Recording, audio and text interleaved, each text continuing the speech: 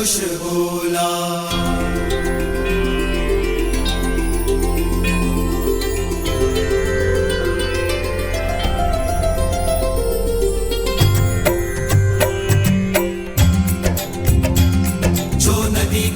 मिलाते से तू जन्म मात पिता मिलन के हेतु, रामचंद्र सिया विरह घटाने प्रकटे लव कुश रूप सुहाने, रूप सुहाने।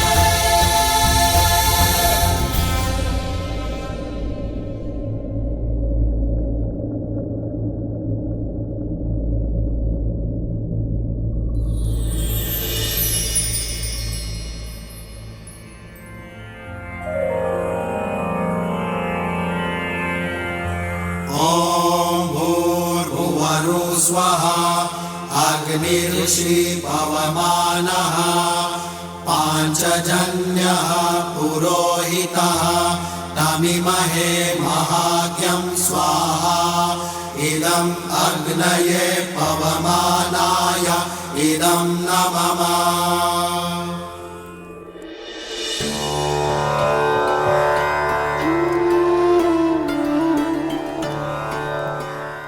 ये मेरे संतानों का सौभाग्य है कि इन्हें यहाँ आपके आश्रम में ज्ञान और सदाचार के इस भूमि में इन्हें जन्म लेने का अवसर मिला। छत्र छाया का आशीष तो आपने दे दिया, अब इनका नामकरण भी कर दीजिए।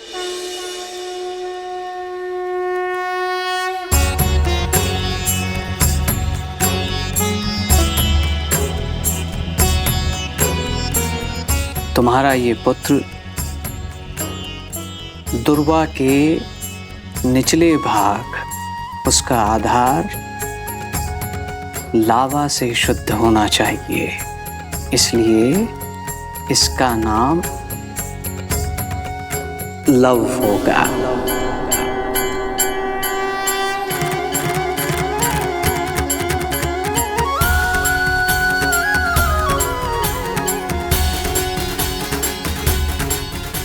और ये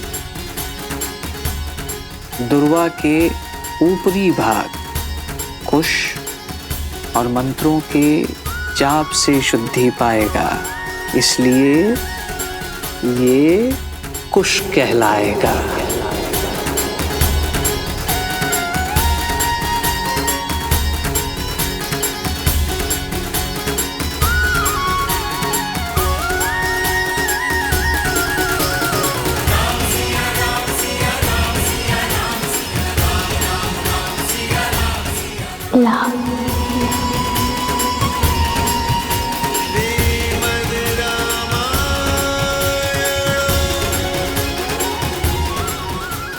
कुश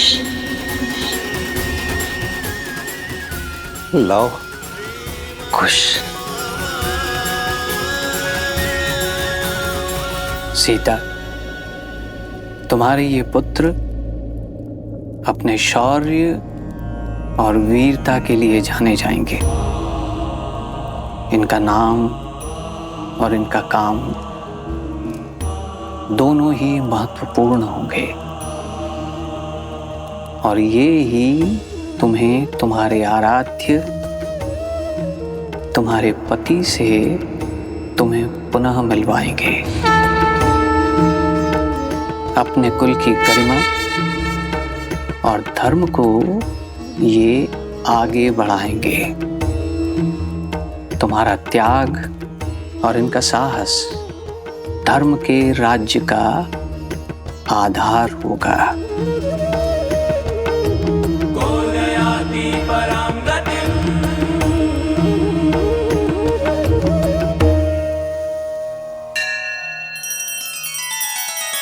श्री रामचंद्र कृपालु भजु मन हरण भव भय दारुणम। नव कंज लोचन कंज मुख कर कंज पद कंजारुणम।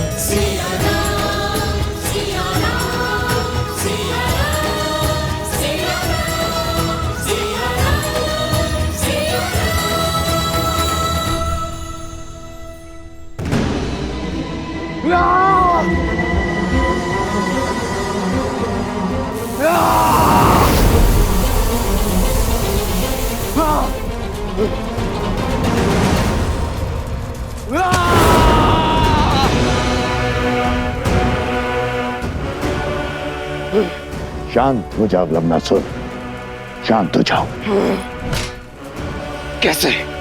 कैसे शांत रहूं? मेरे बल पे निर्बलता का कलंक लग रहा है। जो लवनासुर बड़ी बड़ी सेनाओं को पराजित करता था, आज स्वयं पराजित हुआ है। मेरी पराजय को कैसे विजय में बदला जाए, ये विमर्श देखने के बजाय मुझे धैर्य का पाठ पढ़ा रहे हैं। हाँ, क्रोध बुद्धि के साथ साथ अस्तित्व को भी खा जाता है, लक्ष्य से भटका देता है। अपनी पराजय को विजय की पहली सीढ़ी बनाओ। ज्ञात था मुझे कि तुम पराजित होंगे, किंतु ये नहीं पता था कि सीता अपने संतानों पर मंडराता हुआ संकट देखते हुए भी आश्रम की सीमा नहीं लांघेगी। किंतु निराश होने की कोई आवश्यकता नहीं है। योजना तो परिस्थिति के साथ बदल जाती है, स्थिर रहता है तो केवल लक्ष्य।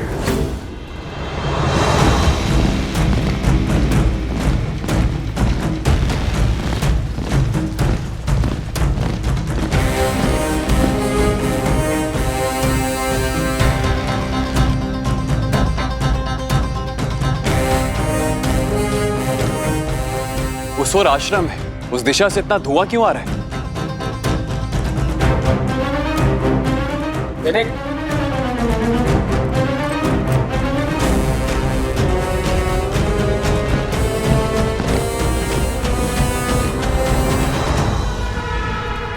साम, दाम, दंड, भेद, चाहे जो अपनाना पड़े हम अपनाएंगे,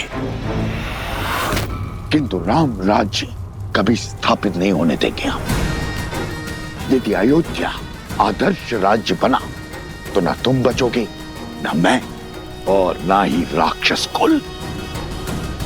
किसी भी भांति हमें राम और सीता का ये प्रण तोड़ना होगा, तार तार करना होगा उनका वचन, उनका उद्देश्य धूल में मिलाना होगा। सीता की अपने संतानों को अच्छे संस्कार देने की सौगंध हमें तोड़नी होगी। यदि राम और सीता नहीं बिखरे तो असुर साम्राज्य बिखर जाएगा। अब राम और सीता को हराने के लिए मुझे चाहे जो करना पड़े मैं करूंगा।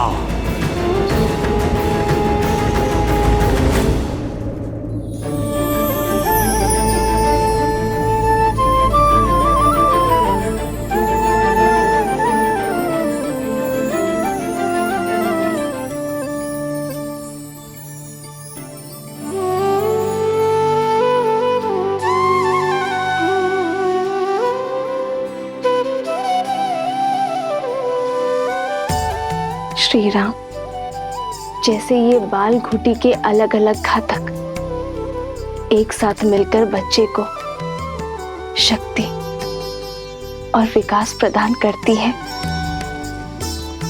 वैसे ही आपके बच्चे लव और कुश दोनों एक होकर राम राज्य का भविष्य, धर्म का आधार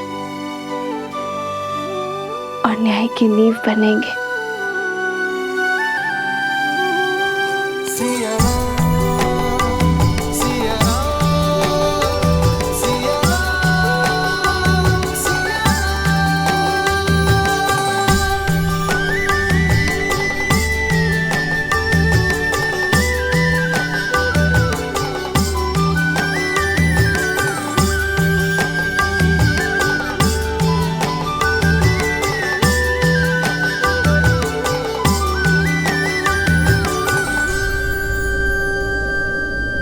तो आज से केवल माता ही नहीं,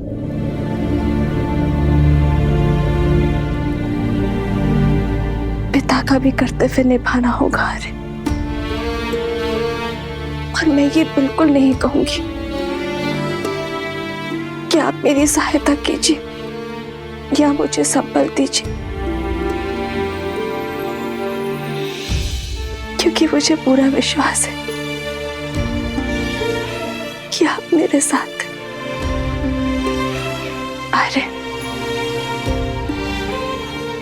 मैं वो हर प्रयास करूंगी कि मैं इन्हें आप सा बना पाऊं जिस उद्देश्य के लिए हम अलग हुए, उस गंतव्य को पूर्ण करूं। कितनी अभागी होना मैं हारे कि इन्हें इनके पराक्रमी पिता का आपका परिचय भी नहीं दे पाओगे।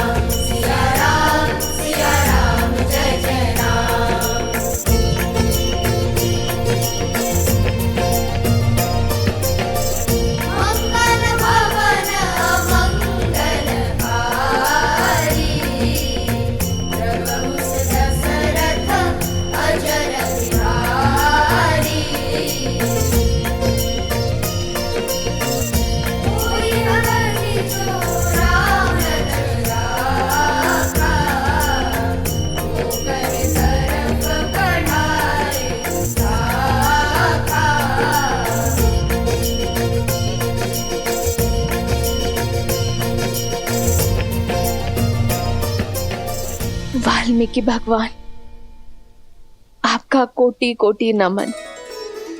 आपने मेरी दुविधा हर ली और साथ ही मुझे दिशा भी दिखाई। श्री राम नहीं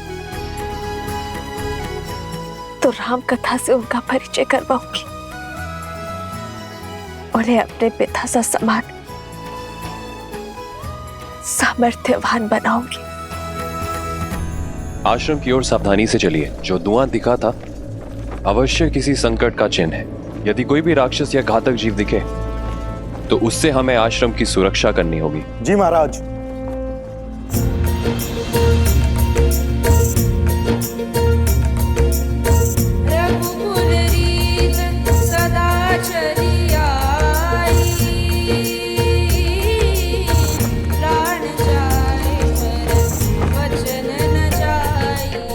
राम नाम का गुणगान।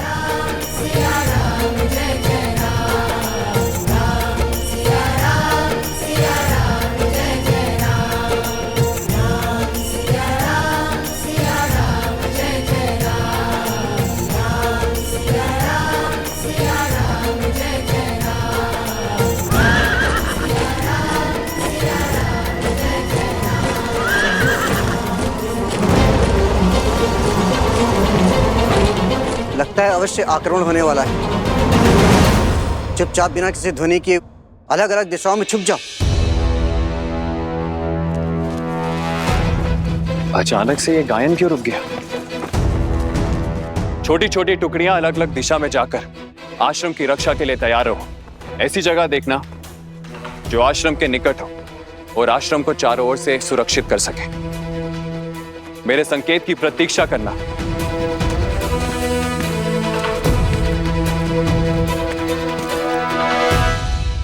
ये केवल एक गीत नहीं था,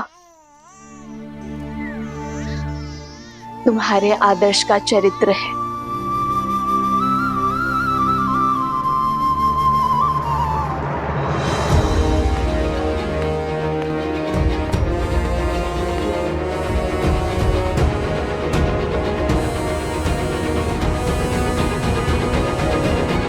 लगता है आक्रमण किया गया है।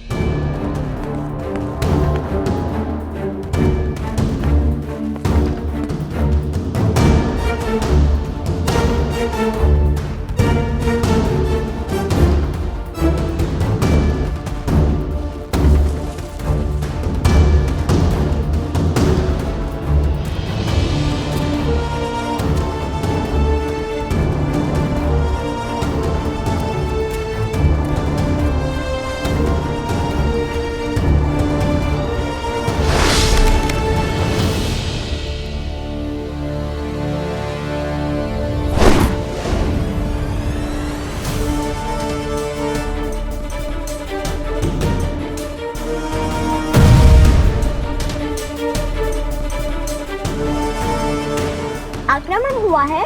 अवश्य कोई मायावी आया है जो आश्रम पर आक्रमण कर वन देवी को लेने आया है। आप सब घबराइए मत, मैं तो यहाँ आपके गाने के बोल सुनकर आया हूँ। भागो! असुर है, भागो, मायावी आया है।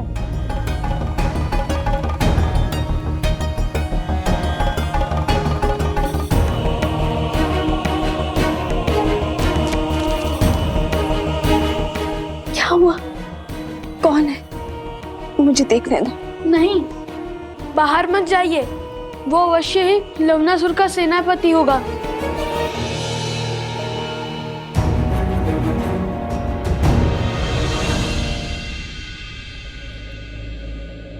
जिसके मुख पर श्री राम के नाम का गुणगान हो,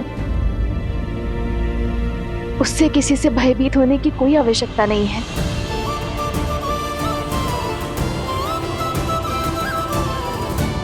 भाभी माँ, कौन है आप भद्र? आश्रम में शस्त्र के साथ प्रवेश करने का कारण? मुझे लगा कोई दुष्ट ने आप पर आक्रमण किया है ऋषिवर। ये शस्त्र आपकी सुरक्षा के लिए ऋषिवर। मैं अयोध्या के महाराज श्री राम का छोटा भाई शत्रुघ्न हूं।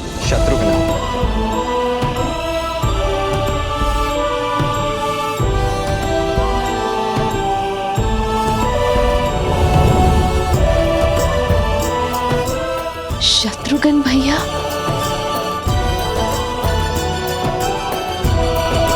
मैं यहाँ भगवान वाल्मीकि से आशीर्वाद लेने आया हूँ।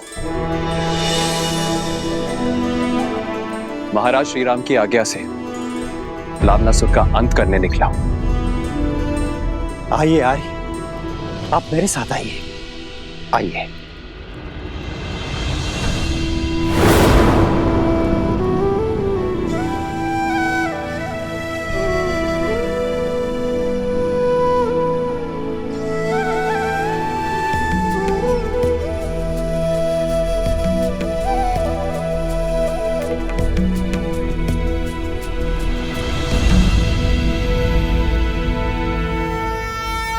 धन्यवाद जो आपने रघुकुल के लिए किया है,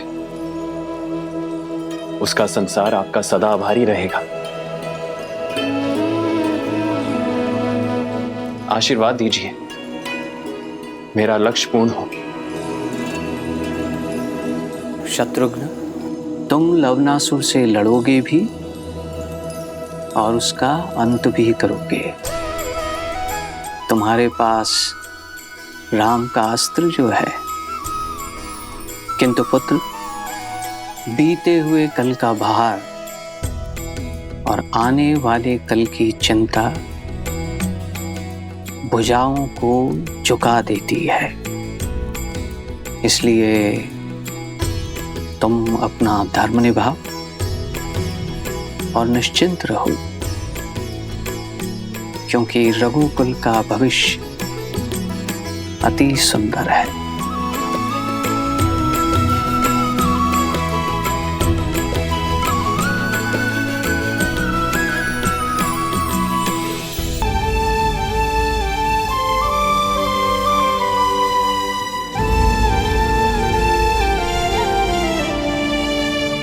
ये कैसी विडंबना है। तुम्हारे चाचा श्री तुमसे मिलने आए हैं और मैं उनके समीप भी नहीं जा सकती।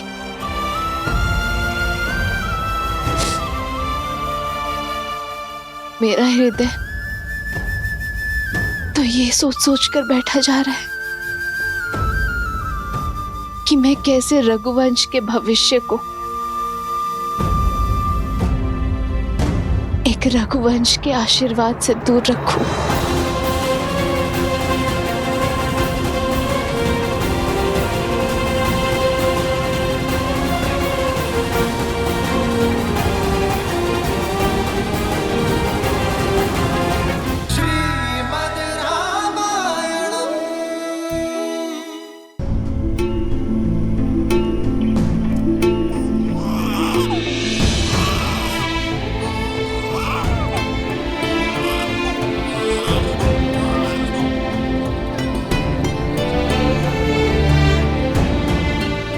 उन्हें वन में इतनी दूर छोड़ाया हूँ जहाँ अयोध्या की लक्ष्मण।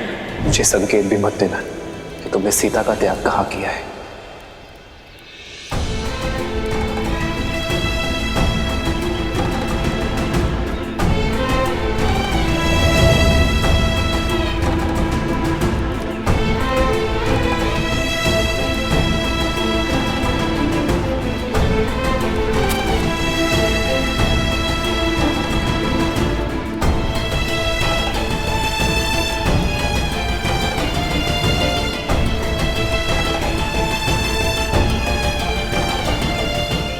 आशीर्वाद दीजिए भाभी माँ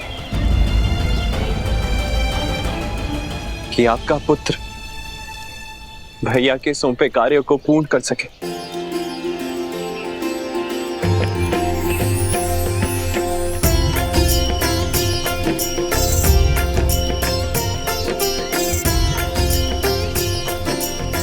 शत्रुघ्न भैया, शत्रुघ्न भैया, होई सोई जो राम रचिरा को करी तरक बढ़ावे साखा।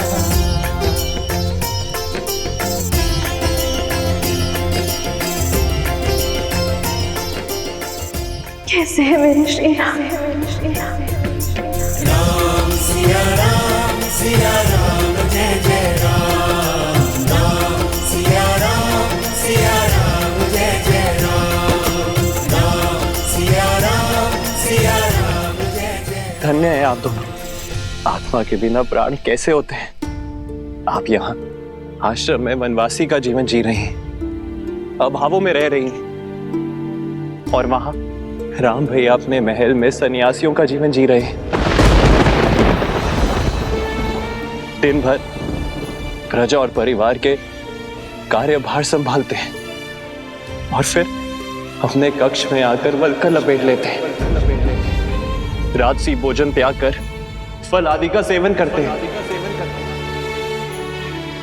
अयोध्या के प्रतापी महाराज से आपके पति बन जाते। कोई कुछ कहता नहीं है भाभी माँ, किंतु सब जानते हैं कि भैया का केवल तन वहां है, उनकी आत्मा यहां आपके साथ है। आपकी पीड़ा उनके त्याग में झलकती है। राम सिया राम, सिया राम, सिया राम। प्रेम और समर्पण की पराकाष्ठा है मेरे श्री राम। प्रेम के बिना समर्पण असंभव है भाभी माँ। ये त्याग तभी हो पाया क्योंकि आप दोनों का प्रेम असीमित है।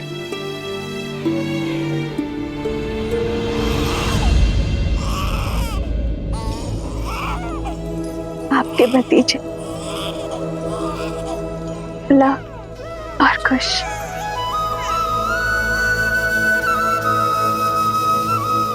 भाभी माँ, क्या मैं उन्हें देख सकता हूँ?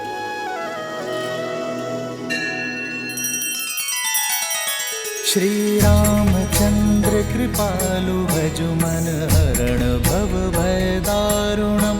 नव कंज लोचन कंज मुख कर कंज पद कंजारुणम। सिया राम, सिया राम, सिया राम, सिया राम, सिया राम, सिया राम। युगल पुत्र पूरा सिया परिवारा। प्रबल आनंद शत्रुघ्न जो पारा।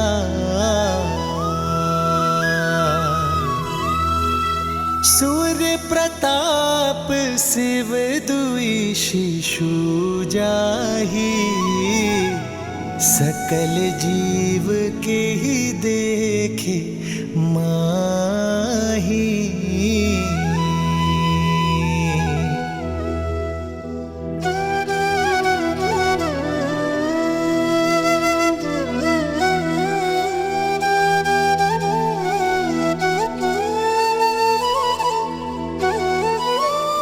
अब आज्ञा दीजिए भाभी माँ। रुकिए भैया, सूर्यवंश के इन सूर्य का तेज अयोध्या तक नहीं पहुंचना चाहिए। आप किसी से कुछ नहीं कहेंगे भैया।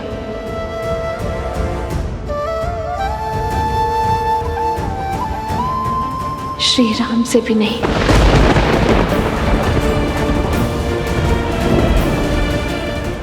क्यों भाभी माँ?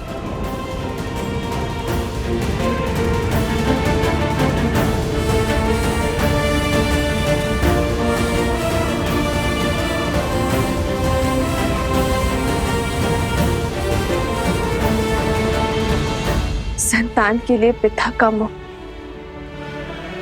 वो घातक शस्त्र है शत्रुघ्न।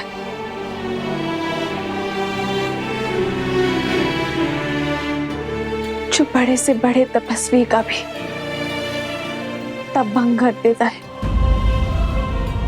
यदि मेरे श्री राम के मन में अपनी संतान के लिए प्रेम जागा तो कहीं उनका तप भंग ना हो जाए शत्रुघ्न। और मैं नहीं चाहूंगी कि मेरे श्री राम को कभी भी कर्तव्य पथ पर दृष्टि झुकानी पड़े।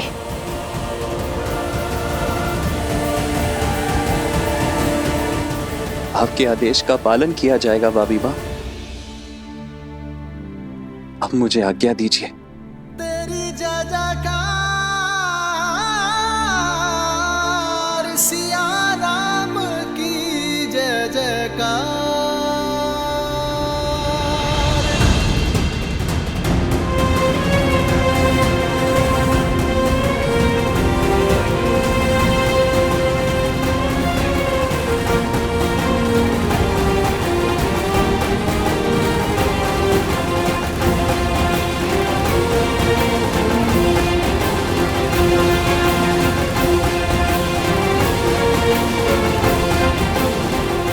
श्री राम।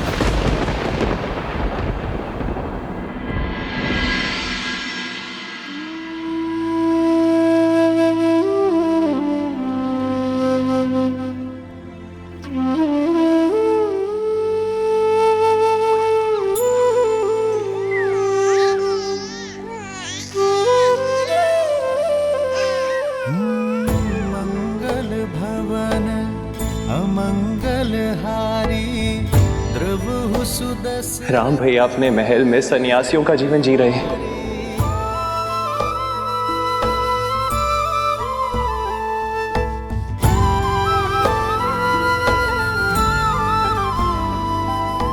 राम सिया राम जय जय राम। राम सिया राम। सीते, तुम्हारा मन शांत और आनंदित है, पर पीड़ा की झलक भी है। कदाचित तुम्हारे सुख का कारण हमारी संतान है, पर पीड़ा का कारण। सुख तो संतान माता को देते हैं, किंतु पीड़ा एक पत्नी को होती है।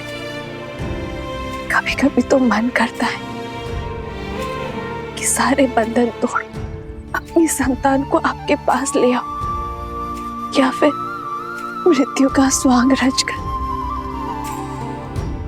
आपको ये अपने पास बुला लो।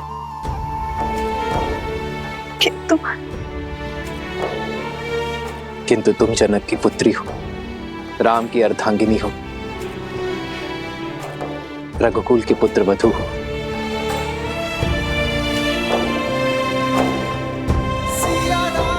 सीते, एक पुरुष केवल एक परिवार का धरोहर संभालता है। एक स्त्री के कंधों पर दोनों परिवारों की पवित्रता का भार होता है। भार तो ये भी है आर्य कि मेरे पुत्रों को कभी पिता का छत्र छाया नहीं मिलेगा, और पति को पुत्र सुख। कहीं मैं इस भार तले न दब जाऊं आर्य।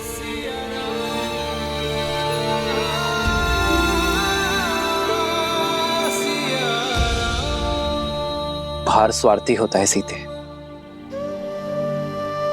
उद्देश्य निस्वार्थ। ये लड़ाई केवल हमारी संतानों के लिए नहीं है, समाज के लिए है, पाप के निवारण के लिए। पाप पुण्य की एक गाथा ने हमारे जीवन को क्या से क्या बना दिया। अरे क्या कभी पूर्ण रूप से राक्षसों का अंत हो सकता है? राक्षस होना परंपरा नहीं है सीते, प्रवृत्ति है। दुर्गुणों और लालसा से भरा हर मन राक्षस होता है। यदि ऐसा ना होता तो ना ही मधु ऋषि के घर लवनासुर जन्म लेता और ना ही रावण का भाई विभीषण होता। जैसे जैसे समाज में विद्या, आस्था और संतोष की वृद्धि होगी, वैसे वैसे ये राक्षसी प्रवृत्ति पाताल में गिरती चली जाएगी। समस्त कौशल राष्ट्र शुद्ध हो जाएगा, तब ये नियति हमें पुनः अवश्य मिल पाएगी।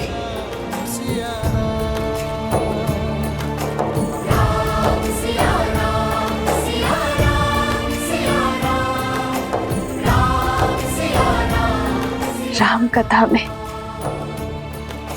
राम के जीवन का सार है। मुझे इस पथ पर चलना होगा।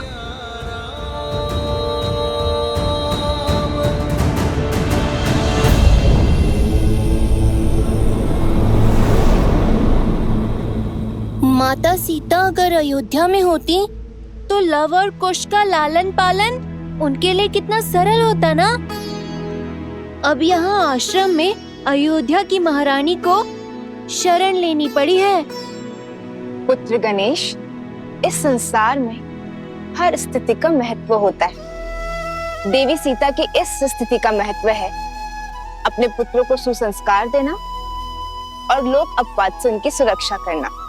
गणेश, जैसे तुम्हारी माता आदि शक्ति संसार की कारण शक्ति है, देवी सरस्वती संसार की ज्ञान शक्ति है, वैसे ही देवी लक्ष्मी संसार की पालन शक्ति है। अब तुम ही सोचो, जो समस्त संसार का लालन पालन करती हैं, जब वो इन विषम परिस्थितियों में मानव अवतार में सीता के रूप में अकेले अपने दोनों पुत्रों का लालन पालन करेंगे, तो उनके दोनों पुत्र कैसे प्रखर होकर निखरेंगे।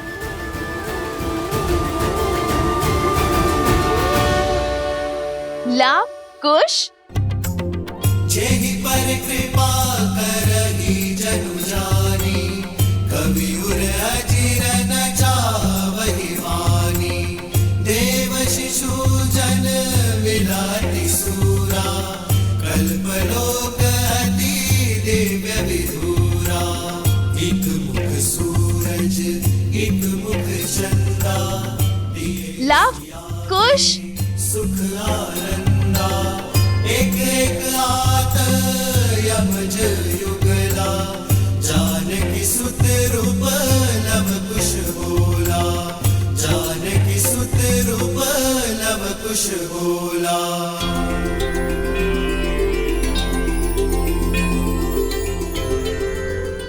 लव और कुश ने सभी वेदों को बालपन में ही कंठस्थ कर लिया था, परंतु एक और वेद भी था जिसे उन्होंने भली भांति कंठस्थ किया, और वो था मर्यादा पुरुषोत्तम श्री राम की जीवन कथा।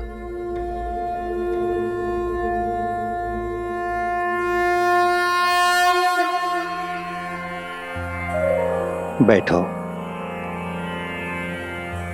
ओम भूर्भुवः स्वः, अग्निर्षि पवमानः। पांचजन्यः पुरोहितः, तमिमहे महाज्ञं स्वाहा। इदं अग्नये पवमानाय, इदं नमः।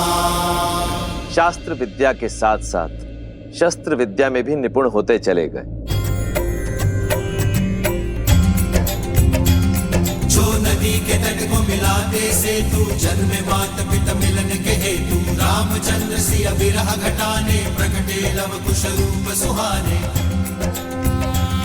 जो नदी के तट को मिलाते सेतु, जन्म मात पिता मिलन के हेतु। रामचंद्र सिया विरह घटाने, प्रकटे लव कुश रूप सुहाने।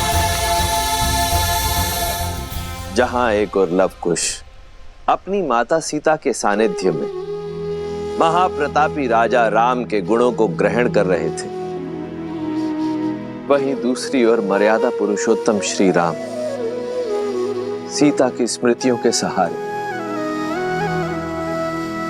परंतु अपने पुत्रों के अस्तित्व से अनभिज्ञ अयोध्या के राजा होने का दायित्व निभा रहे हैं। अपने त्याग और सामर्थ्य से राम राज्य स्थापित कर रहे हैं।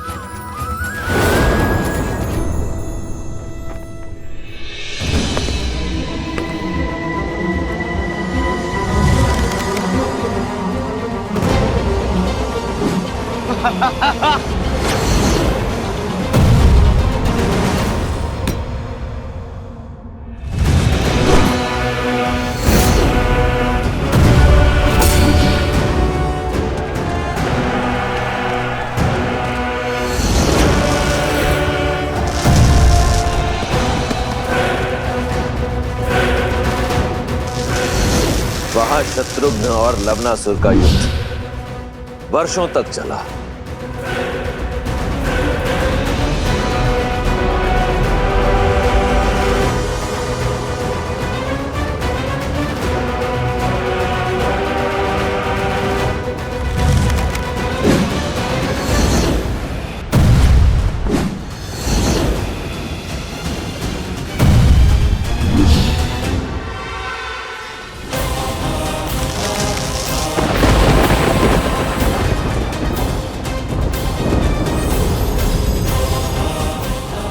ये अस्त्र मुझे ऋषि अगस्त्य ने दिया था और आज ये अस्त्र मैं तुम्हें सौंप रहा हूं शत्रुघ्न। कदाचित नियति ने इस अस्त्र पर लवनासुर का ही नाम लिखा है और आज ये अस्त्र अपना कर्तव्य निभाने के लिए सज्ज है।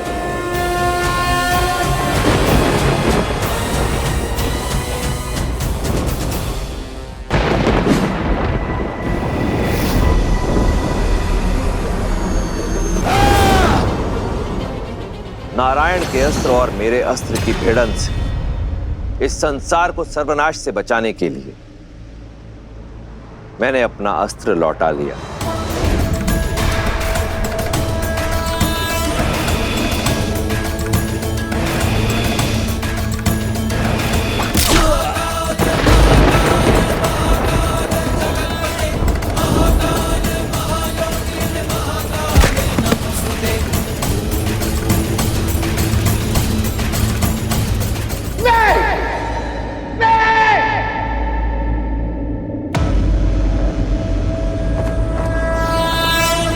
मुख रावण का यह अस्त्र निस्तेज होकर नहीं गिर सकता।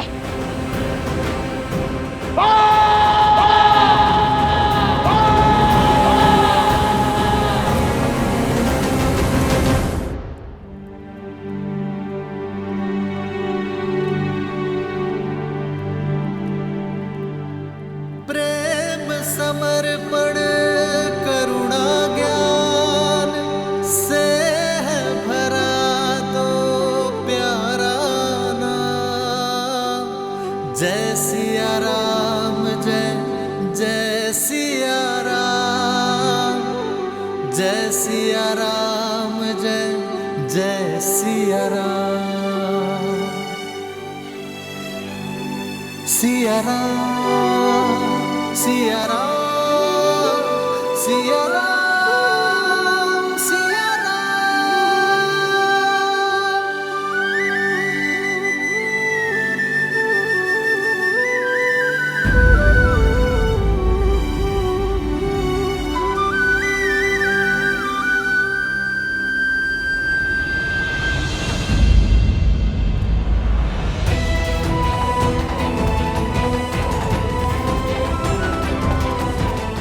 आओ लक्ष्मण।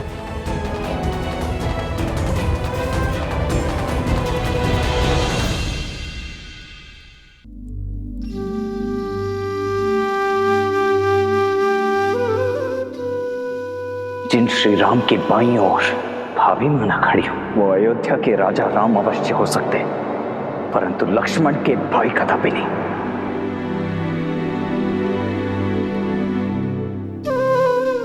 बोलो लक्ष्मण, यदि मन की बात मन में ही रह जाए तो पीड़ा अधिक होती है। अपनी पीड़ा को तो अपना क्रोध बनाकर आप पर उड़ेल दिया है मैंने। आपसे विद्रोह किया, आपसे दूर रहा, परंतु आपने अभिमान से विरह और मेरे क्रोध की पीड़ा को सदैव सहन किया। आज भी कर रहे हैं। सीता से विरह तो तब होगी ना जब हम मन से दूर हो जाएंगे। सीता मेरी श्वास है लक्ष्मण, और श्वास मृत्यु के बाद ही दूर होगी शरीर से।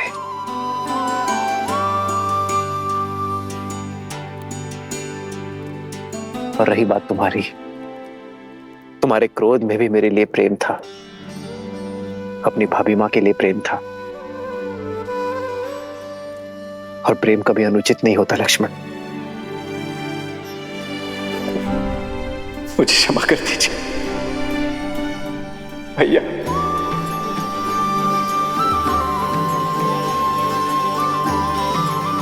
क्षमा कर दीजिए भैया। लक्ष्मण उठो।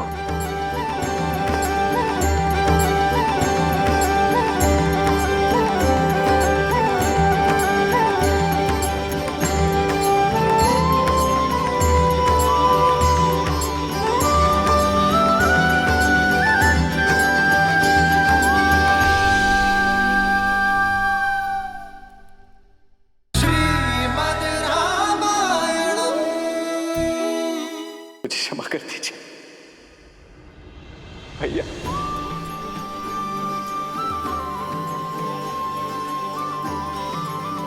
क्षमा कर दीजिए भैया। लक्ष्मण उठो।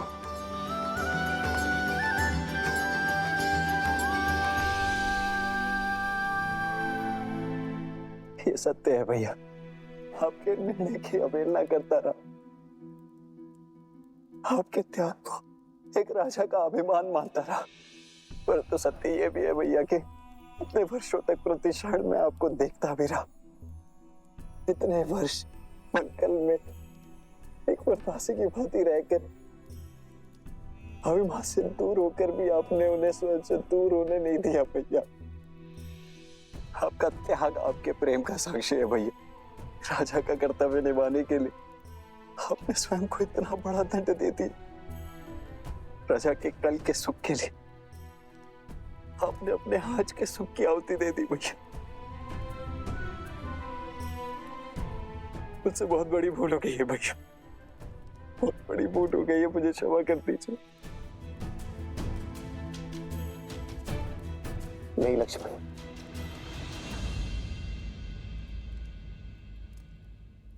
जितना दुख मुझे सीता के बिछड़ने का था, उतना ही दुख मेरे लक्ष्मण को स्वयं मुझसे दूर जाते देखने का था।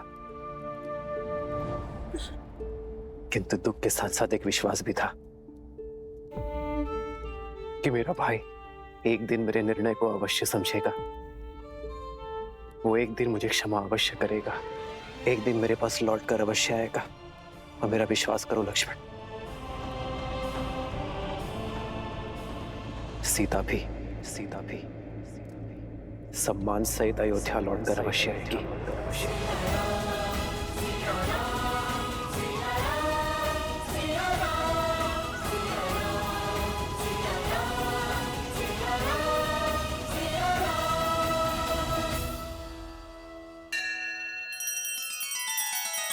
श्री रामचंद्र कृपालु भजु मन हरण भव भय दारुणम नव कंज लोचन कंज मुख कर कंज पद कंजारुणम।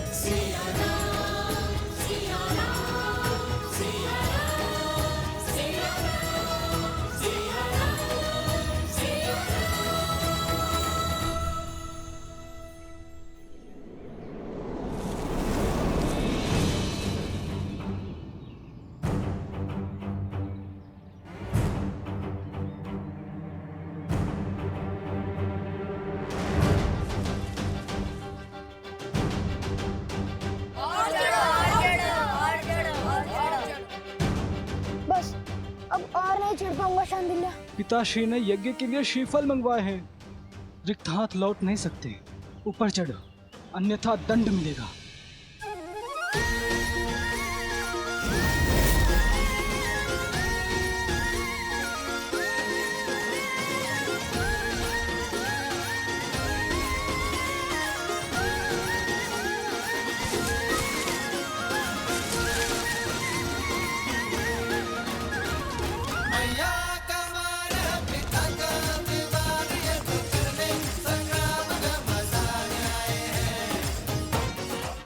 कुमुदनी, कहाँ चले गए ये दोनों? कहीं दिखाई नहीं दे रहे। माता आ गई।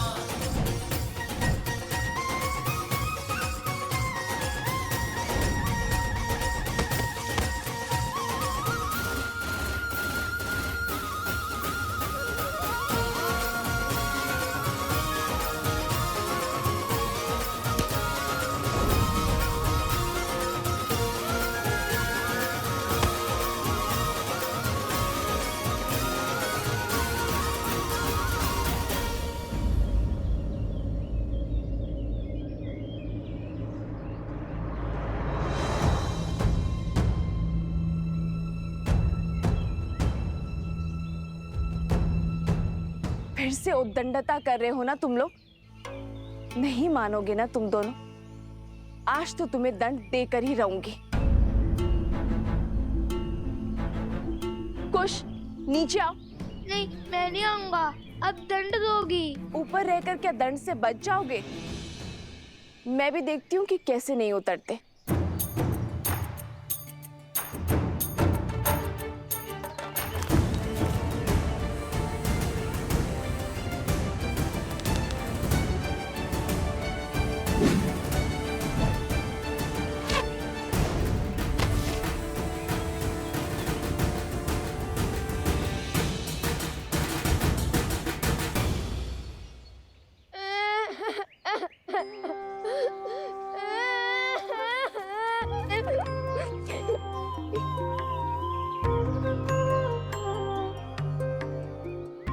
मैंने बहुत बोला लव भैया को कि मुझे ऊपर मत भेजो, माता क्रोधित होंगी। फिर उन्होंने मेरी एक ना सुनी। बड़े भैया का आग्रह था, वरना मैं और इतना बड़ा दुस्साहस। रोना बाद में, पहले दंड लो। जब डांटने का उद्देश्य पूरा हो गया, मैंने रो भी लिया। फिर क्यों डांटना? जो नहीं रो रहे हैं उन्हें डांटिए ना। बहुत बचाल हो गए हो तुम दोनों। आज संध्या का भोजन तुम दोनों को नहीं मिलेगा। जाओ, यज्ञ में भूखे बैठे रहो।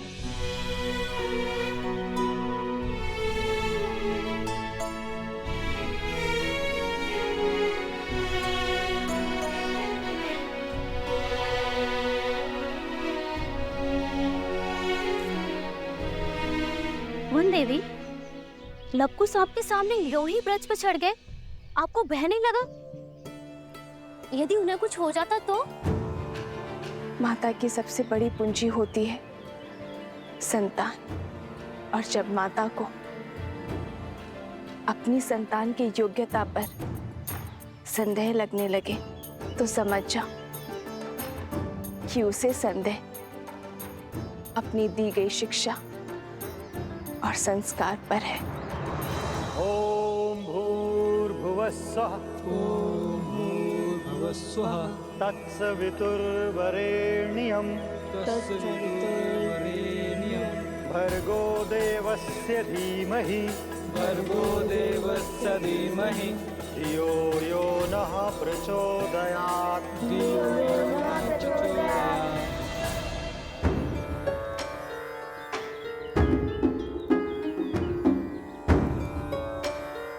लव, कुश, तड़ासन में खड़े होकर वेद पाठ करो। यही दंड है तुम्हारा। जी गुरुदेव।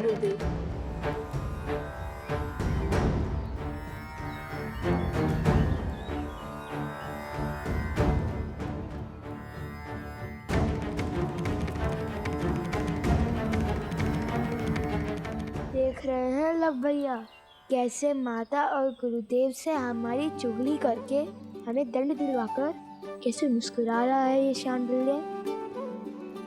पता नहीं माता का मन बसीचेगा भी या नहीं। मुझे तो अभी से ही भूख लग रही है। और जन पाना है, शांति से वेदों का पाठ करो और करने दो। ओम भूर्भुवः स्वः। ओम भूर्भुवः स्वः। तत्सवितुर्वरेण्यं भर्गो देवस्य धीमहि धियो यो नः प्रचोदयात्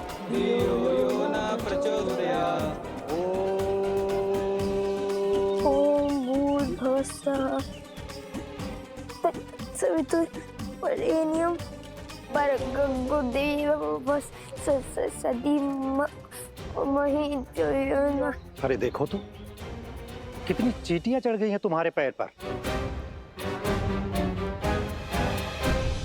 जाओ पैर धो लो और अपनी माता से कहो औषधि लगा दे।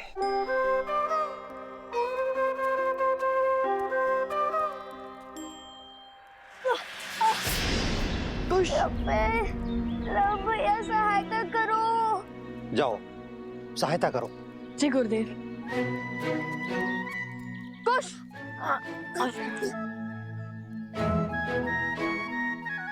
बहुत पीड़ा हो रही है गुरुवर, क्या भैया मुझे कुटिया तक छोड़ सकते हैं? जाओ।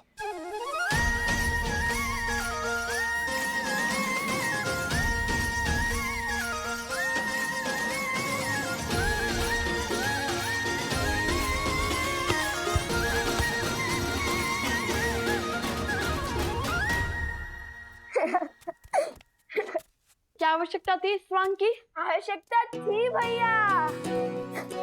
हमने देखा नहीं शांडिल्य का मुख कैसे उल्लू की भांति उतर गया था।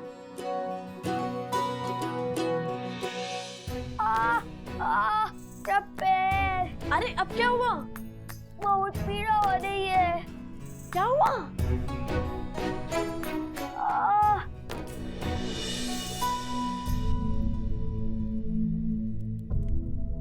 क्या हुआ कुश? कैसे हुआ ये सब?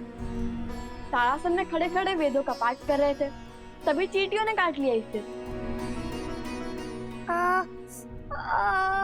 इतनी पीड़ा हो रही होगी ना, मैं औषधि बनाती हूँ जिससे तुम्हारा कष्ट छूमंतर हो जाएगा।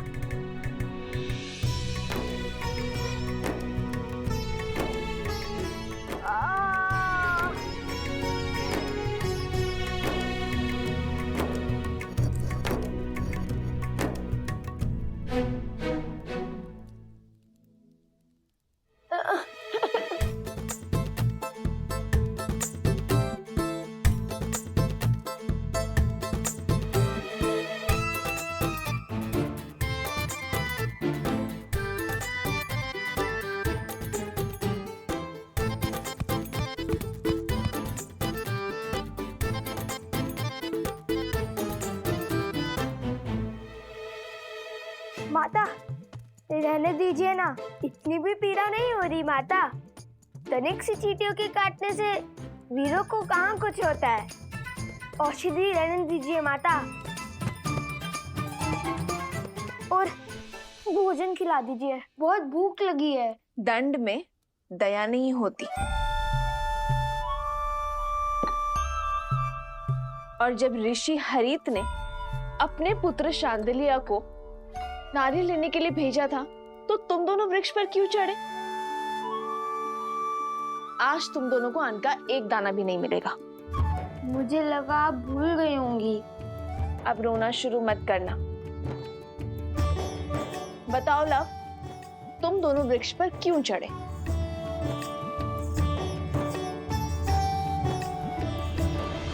हम ये जो पूंछ लगाकर घूमते रहते हैं ना, उसके कारण आश्रम के सभी बालक हमारा उपहास उड़ाते हैं, वानर वानर कहते हैं।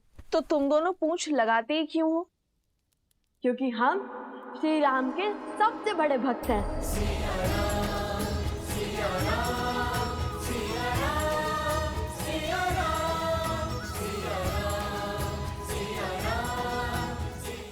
हनुमान जी से भी बड़े भक्त हैं। इसलिए पूछ तो लगानी ही पड़ती है ना। तो इसका शांडिल्य से लड़ाई का क्या संबंध है? और तुमने उसके कार्य में बाधा क्यों डाली? माता, भ्राता शांडिल्य बड़े ध्रुव हैं, सदा हमें छेड़ते रहते हैं। उन्होंने हमें चुनौती दी थी कि यदि हम श्री राम के सबसे बड़े भक्त हैं तो उन्हें उड़कर दिखाएं। और पता है सोमकरण ने क्या कहा? हनुमान जी के पिता तो स्वयं पवन देव हैं। तुम्हारे पिता कौन है बताओ?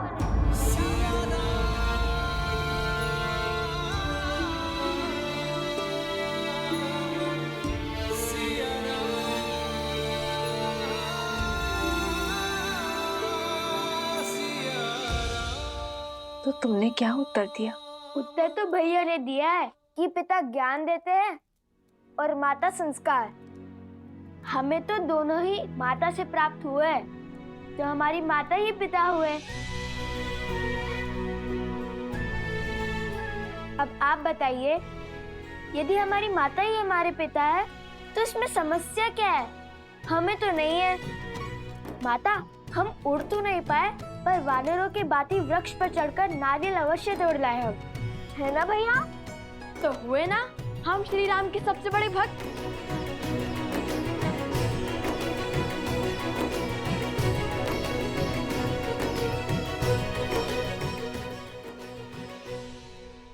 नहीं, तुमने केवल वीर हनुमान की नकल की है। चलो बैठो। उनसे बड़ा भक्त बनने के लिए बहुत समय और बहुत तपस्या लगेगी।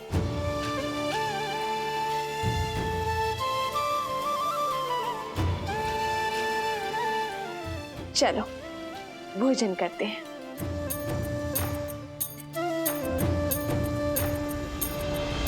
किंतु भोजन करेगा केवल लव।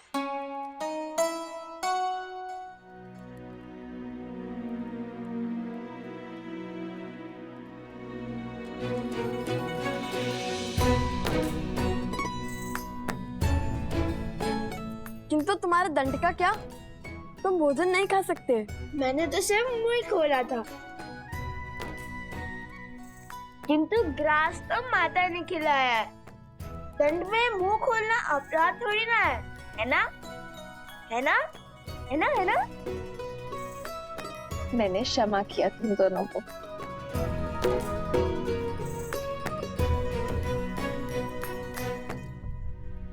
माता, जब हम राजा राम से मिलेंगे ना तो उन्हें अवश्य बताएंगे कि हम हनुमान जी की भांति वृक्ष पर चढ़ सकते हैं, भांति भांति के कर्तव्य दिखा सकते हैं।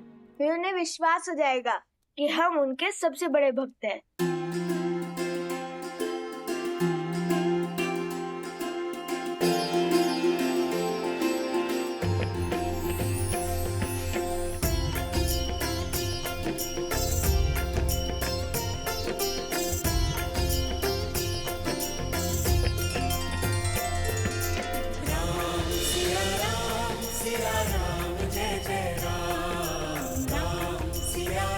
बस आस है तो उस दिन की जब ये आपसे मिलेंगे अपने पिता और आराध्या से। कुमार शत्रुघ्न की, राजकुमार शत्रुघ्न की, राजकुमार शत्रुघ्न की, राजकुमार शत्रुघ्न की, राजकुमार शत्रुघ्न की, राजकुमार शत्रुघ्न की, राजकुमार शत्रुघ्न की, राजकुमार शत्रुघ्न की।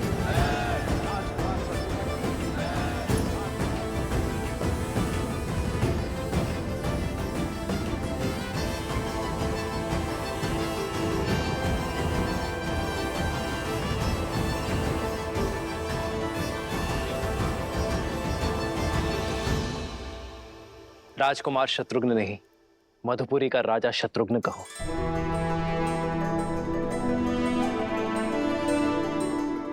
मधुपुरी राज शत्रुघ्न की।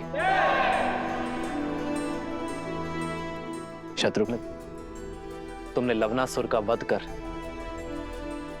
असुरी सोच के प्रसार पर विराम लगाया है। वो सोच जो ऋषियों को अपमानित कर, निर्दोषों को दंडित कर, घरों और मंदिरों को अशुद्ध कर संतुष्टि पाते हैं। बीते 12 वर्षों में आप चारों भाइयों ने समस्त आर्य भूमि में प्रशंसा और सम्मान अर्जित किया है। अब समय आ गया है कि रघुवंश का सूर्य ध्वज पूरी सृष्टि में लहराए, जिसे देख हर असुर और आसुरी सोच भयभीत हो जाए। और इस स्वप्न को पूरा करने के लिए हमें रासु यज्ञ करवाना चाहिए भैया।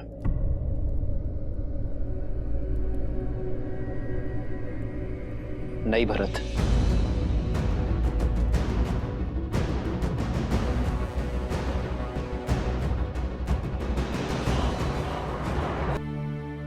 राजसूय यज्ञ अर्थात हर राज्य का राजा बन जाना, हर राज्य का राजा हमारे आगे नतमस्तक हो, बल से हमारी सत्ता स्वीकार करे, किंतु ये मुझे स्वीकार नहीं है भरत।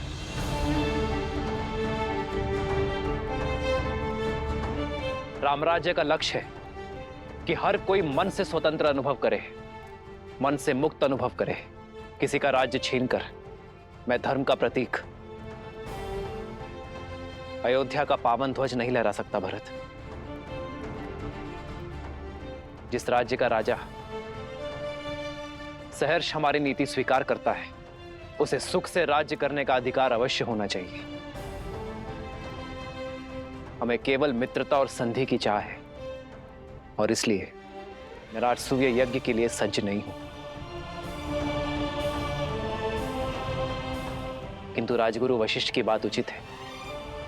हमें सूर्यवंश की छत्र छाया समस्त भारतवर्ष में फैलानी चाहिए। भैया, किंतु ये होगा कैसे? अश्वमेध यज्ञ से।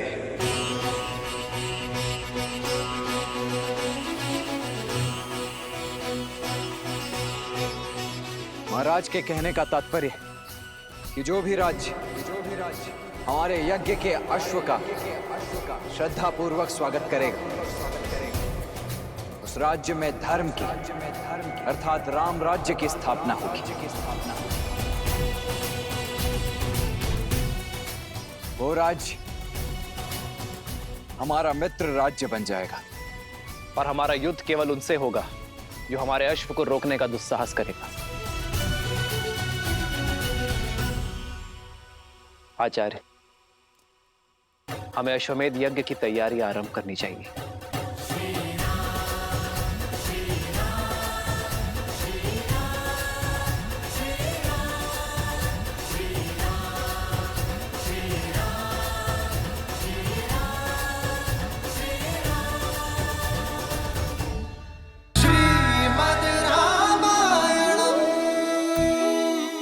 महाराज के कहने का तात्पर्य कि जो भी राज्य हमारे यज्ञ के अश्व का श्रद्धा पूर्वक स्वागत करेगा,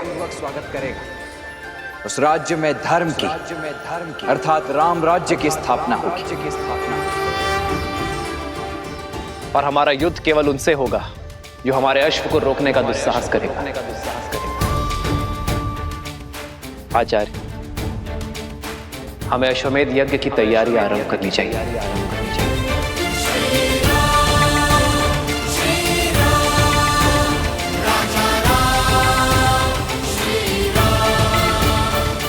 चंद्रबाहु, बानासुर, राम अश्वमेध यज्ञ कर रहा है। अश्वमेध यज्ञ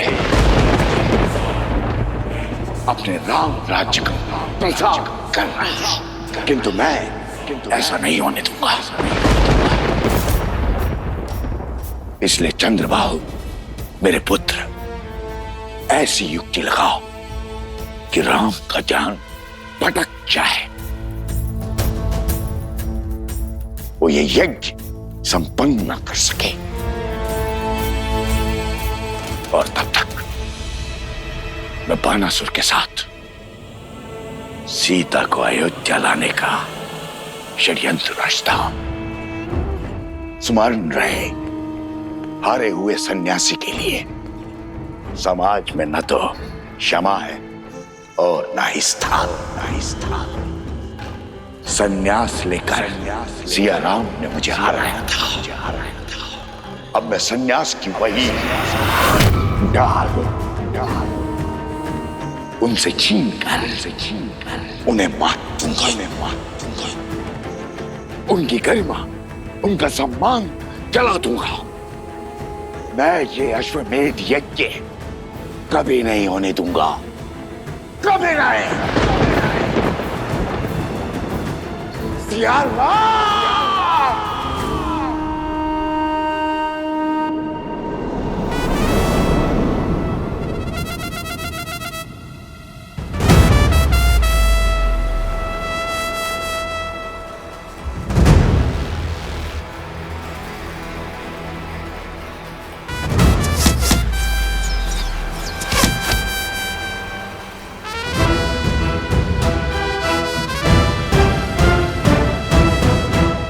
इसमें कौन सी बड़ी बात है लवकुश? ये तो साधारण विद्यार्थी भी कर पा रहे हैं। यदि सत्य में तुम धनुर्धारी हो, श्री राम जी के सबसे बड़े भक्त हो, तो मेरी चुनौती पूरी करो। फिर हम मानेंगे कि तुम उत्तम धनुर्धर और सच्चे राम भक्त हो। क्या है चुनौती? अभी बताता हूँ।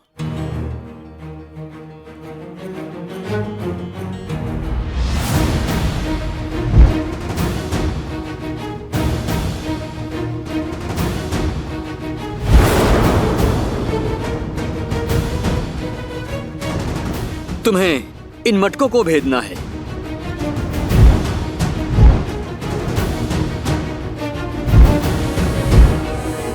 बोलो, भेद पाओगे इसे?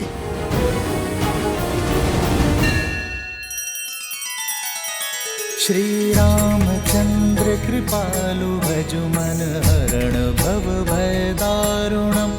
नव कंज लोचन कंज मुख कर कंज पद कंजारुणम। सिया राम, सिया राम, सिया राम, सिया राम, सिया राम, सिया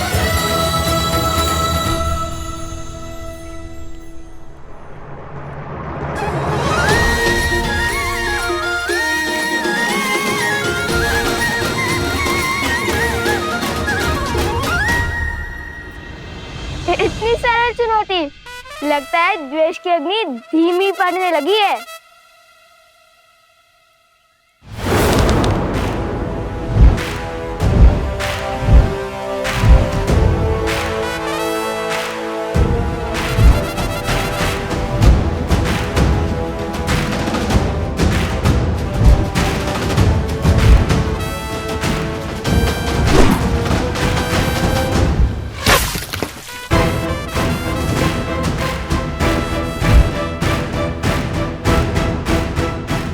बस इतना ही सामर्थ्य है? बंधु, तुम बहुत अधीर हो, पूरी बात नहीं सुनते। चुनौती एक प्रहार से 3 मटकों को फोड़ने की है। स्मरण है ना राम भक्त, किष्किंधा में कैसे रामचंद्र जी ने एक साथ 7 वृक्ष भेदे थे।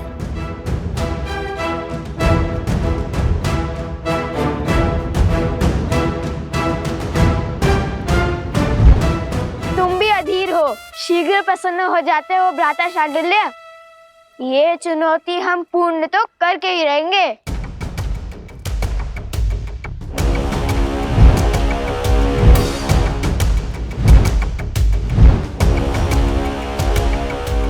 चाहिए भैया, भेज दीजिए। हाँ हाँ, भेज दीजिए मटके। वैसे ही जैसे प्रभु राम ने वो सारे वृक्ष भेजे थे। मैं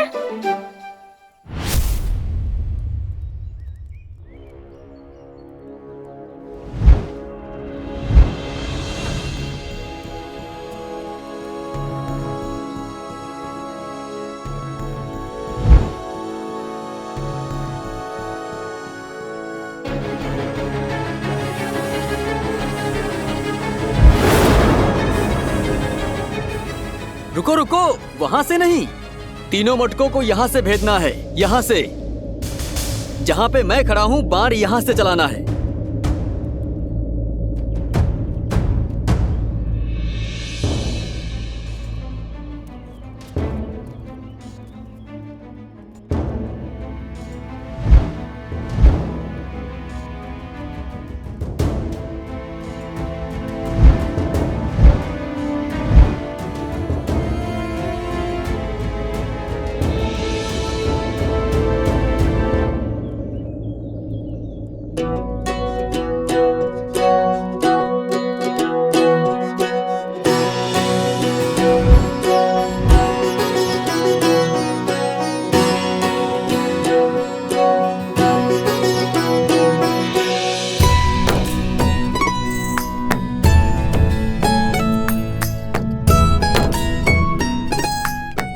ये कहाँ चले?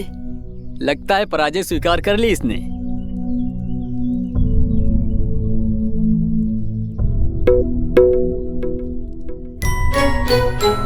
ओह, समझ गया।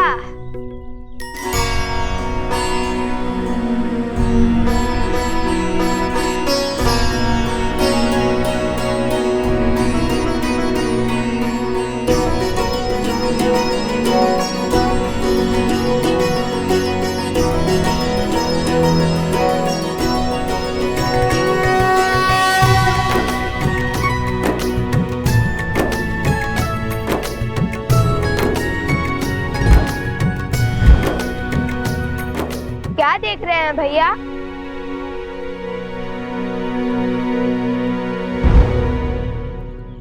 यही कि राम नाम से हर कठिन कार्य सरल हो जाता है। ध्यान से देखो।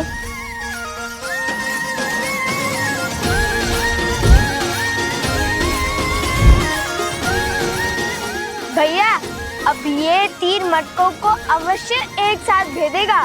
हाँ, अवश्य भेदेगा।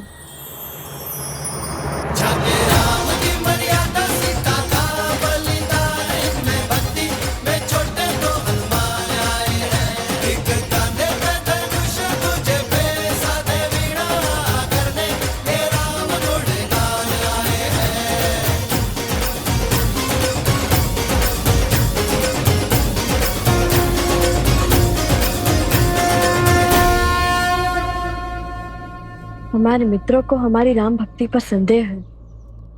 जिस राम नाम से पत्थर भी जल पर तैर जाए, उसी राम नाम ने हमें दिशा दिखाई है।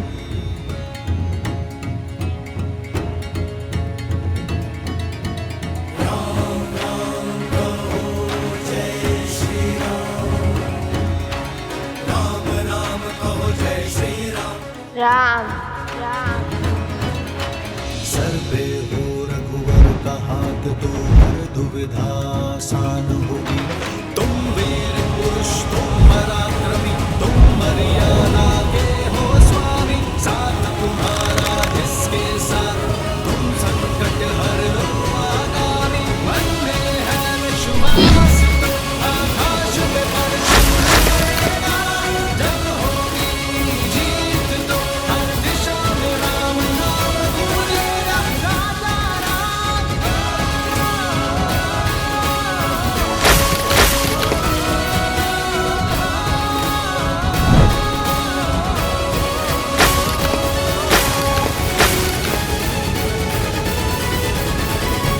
हे प्रभु,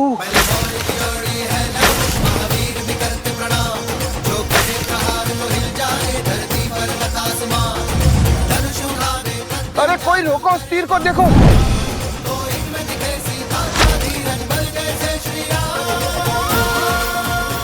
ये क्या हुआ भ्राता?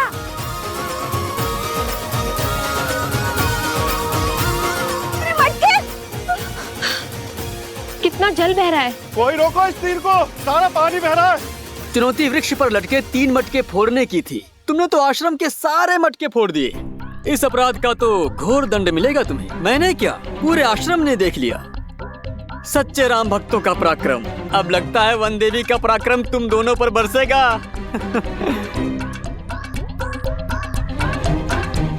लव कुश, लो आ गई तुम्हारी माता, अब आनंद आएगा। अब क्या उत्तर देंगे माता को?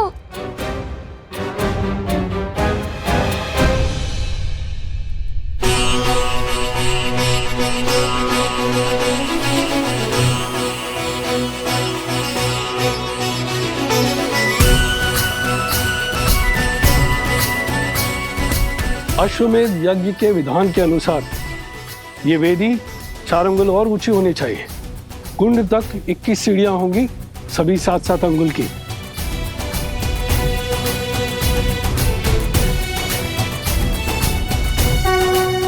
प्रणाम ऋषिवर।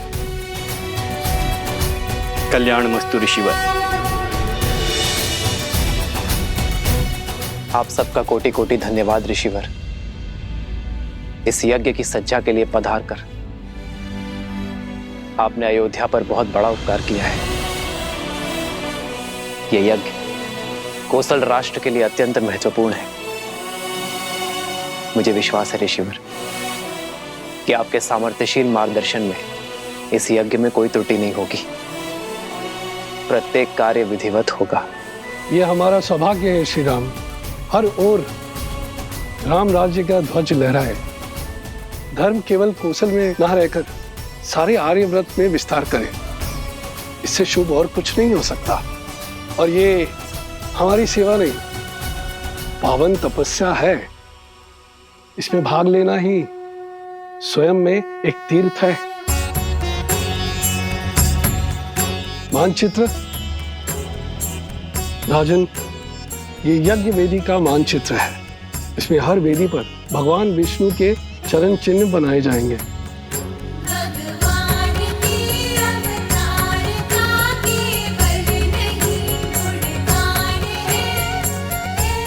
आइए।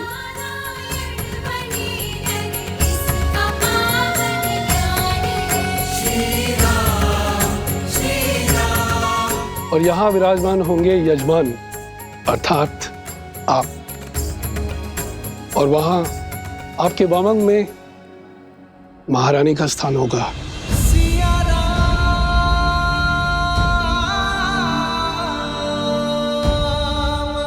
वेदों के अनुसार यज्ञ में यजमान के सपत्नी सम्मिलित होना अनिवार्य है। बिना युगल आहुति के न यज्ञ पूर्ण होता है और ना ही उसका फल मिलता है। आपकी और महारानी की आहुति की शक्ति ही साम्राज्य में सुख और समृद्धि को बढ़ाएगी। राम सिया राम सिया राम।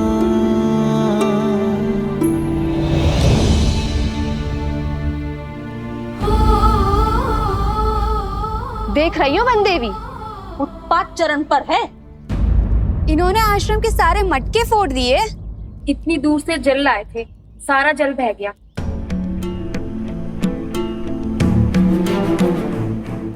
लवकुश, ये कैसी उद्दंडता है?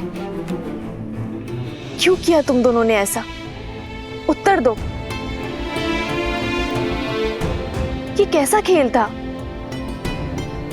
जो भी हुआ उसका उत्तरदायित्व हमारा है, परंतु ये कोई खेल नहीं था, चुनौती थी। गुरु भ्राता शांडिल्य ने कहा था। वनदेवी, मैंने केवल 3 घड़े कहे थे फोड़ने के लिए, सारे नहीं। आप चाहे तो इनसे पूछ लीजिए। हाँ वनदेवी, बात 3 घड़ों पर ही लक्ष्य साधने की हुई थी।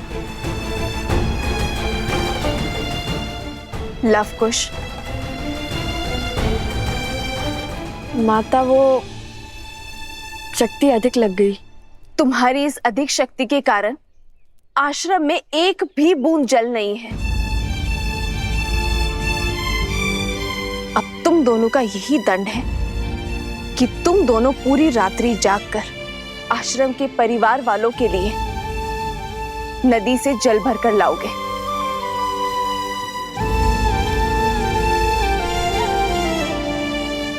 समझे? पर जल लाओगे किसमें? सारे घड़े तो फूट चुके हैं। अब पहले तुम्हें कुम्हार के पास जाना होगा और नए घड़े लेने होंगे।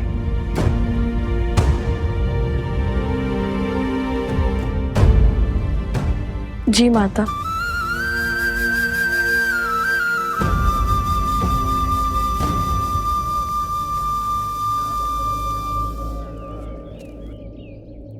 आप चिंतित ना हो देवी। कुछ व्यक्तियों की दृष्टि में यह उद्दंडता है, पर सीधा देखा जाए तो श्री राम नाम की महत्ता की गूंज छुपी है इसमें। इस परीक्षा ने यह सिद्ध कर दिया कि राम नाम की शक्ति में इनका विश्वास कितना दृढ़ है।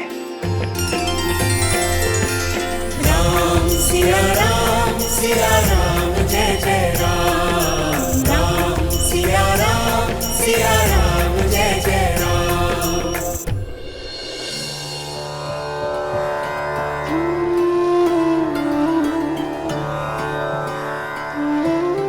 ये लो, ये भी ले जाओ। हम तो केवल 3 जीव हैं।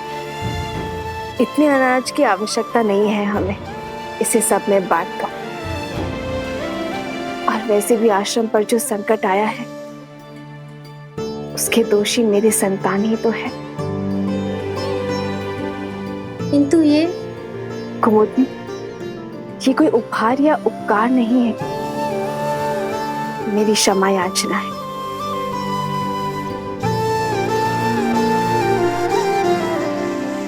दोष तो शांडिल्य का भी था ना, उसने ही उकसाया दोनों लवकुश को, और फिर बड़े होने के नाते उसका उत्तरदायित्व भी तो अधिक है। दंड केवल लवकुश को क्यों वन देवी?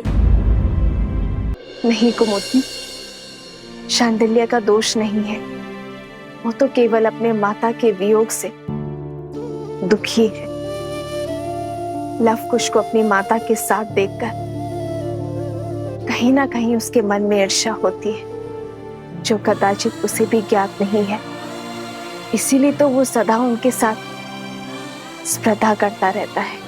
ये लवकुश का कर्तव्य है कि वो शांडिल्य के दुख को समझे, उसे सहानुभूति दे और प्रेम से उसे अपना मित्र बनाए।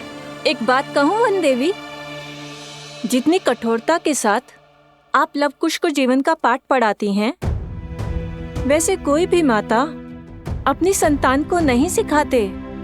आप तो उन्हें ऐसे सज्ज कर रही हैं जैसे उन्हें कहीं का राजा बनना है।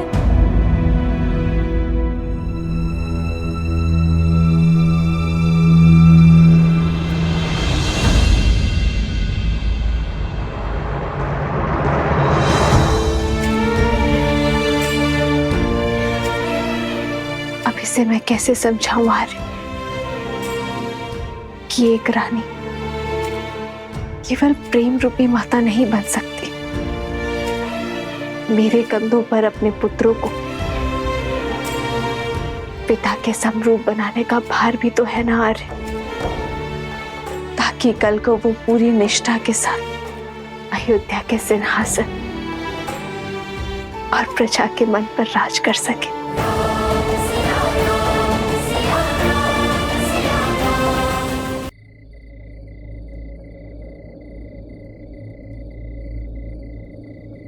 राम। आचार्य,